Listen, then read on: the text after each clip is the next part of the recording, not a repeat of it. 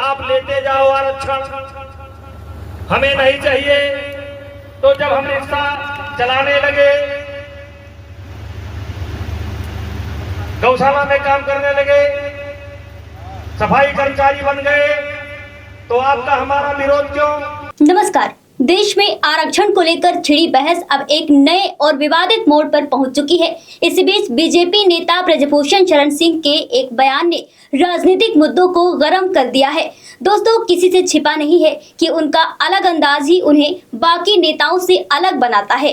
ब्रजभूषण शरण सिंह अपनी बेबाक और बिना लाग लपेट वाली भाषा के लिए मशहूर हैं। वो अक्सर ऐसे बयान देते हैं जो सीधे जनता की भाषा में होते हैं, लेकिन कई बार विवाद भी खड़े कर देते हैं। वे मंच से बोलते समय किसी भी मुद्दे पर खुलकर राय रखने से नहीं हिचकते, चाहे सामाजिक हो, राजनीतिक हो या फिर संवेदनशील मुद्दा हो।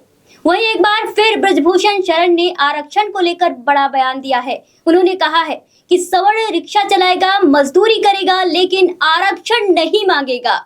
उन्होंने इसी के साथ कहा है और ऐसा संदेश दिया है जिसने आरक्षण की पूरी बहस को फिर से जगा दिया है। दोस्तों, पूर्व सांसद ने अपने बयान में न सिर्फ आरक्षण व्यवस्था पर सवाल उठाए हैं, बल्कि समाज के भीतर बन रहे नए समीकरणों को भी उजागर करने की कोशिश की है।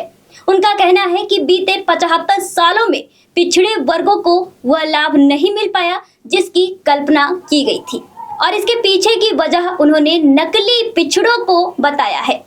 उनके मुताबिक कई ऐसे लोग जो असल में संपन्न और प्रभावशाली हैं, वे आरक्षण का फायदा उठाकर असली जरूरतमंदों का हक मार रहे हैं। उन्होंने पिछड़ी जातियों से अपील करते हुए कहा है कि उनका असली संघर्ष सवर्णों से नहीं, बल्कि उन्हीं लोगों से होना चाहिए जो उनके हक पर कब्जा जमाए बैठे हैं। अपने बयान को और धार देते हुए उन्होंने सवर्ण समाज की मौजूदा स्थिति का जिक्र किया है। उन्होंने कहा है कि आज हालात ऐसे हो गए हैं कि सवर्ण वर्ग के लोग मजदूरी, रिक्शा चलाने और छोटे मोटे काम करने को मजबूर हैं। ब्रजभूषण ने काशीराम का हवाला देते हुए कहा है दोस्तों कि जो सामाजिक बदलाव कभी सोचा गया था वो अब जमीन पर दिख रहा है। जहां पहले शीर्ष पर रहने वाले लोग अब नीचे आ गए हैं। लेकिन इसी के साथ उन्होंने ये भी साफ किया है कि सवर्ण समाज आरक्षण का विरोध नहीं कर रहा है, बल्कि आने वाले 100 सालों तक इसकी मांग भी नहीं करेगा। हालांकि इस पूरे बयान का सबसे अहम और विवादित पहलू ये भी है कि उन्होंने आरक्षण की मौजूदा व्यवस्था को भी कटघरे में खड़ा कर दिया है। उनका कहना है कि असली समस्या यह है कि व्यवस्था के भीतर ही असमानता पैदा हो गई है, जहां कुछ चुनिंदा लोग पूरे सिस्टम का लाभ उठा रहे हैं, जबकि बड़ी आबादी अब भी पीछे छूटी हुई है। उन्होंने ये भी कहा है कि आपका हक अब सवर्ण नहीं मार रहा, बल्कि आपकी ही बिरादरी के प्रभावशाली लोग मार रहे हैं, जो इस बहस को और तीखा बना देता है। इसी बीच उत्तर प्रदेश में बड़े पैमाने पर प्रशासनिक फेरबदल, आईएएस अधिकारियों के ट्रांसफर और जिला अधिकारियों की अदला बदली भी इस चर्चा को और राजनीतिक रंग दे रही है। सवाल ये उठ रहा है कि क्या ये सब सिर्फ प्रशासनिक सुधार है या इसके पीछे सामाजिक और राजनीतिक समीकरण को साधने की कोशिश की जा रही है और कुछ बड़ा मुद्दा छुपा हुआ है।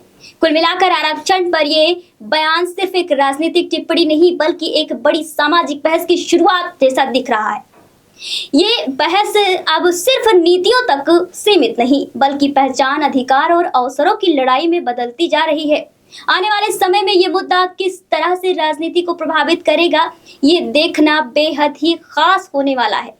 फिलहाल इतना तय है कि इस बयान ने देश की सियासत में एक नई हलचल जरूर पैदा कर दी है। जन एक्सप्रेस में फिलहाल के लिए इतना ही। बने रहिए हमारे साथ, मिलते हैं ऐसे तमाम राजनीतिक मुद्दों में। तब तक के लिए नमस्कार।